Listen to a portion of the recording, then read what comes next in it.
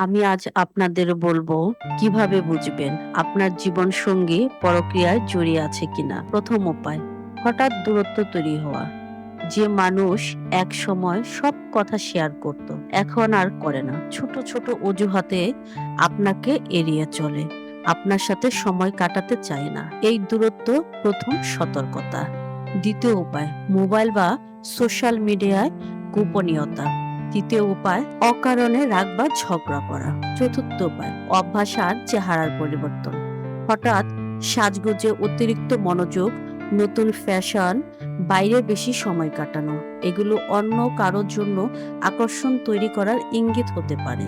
পঞ্চম উপায়, ভালোবাসার অভাব। যেখানে আগে চোখে চোখ রাখলেই বোঝা যেত ভালোবাসা, সেখানে এখন খালি শূন্যতা।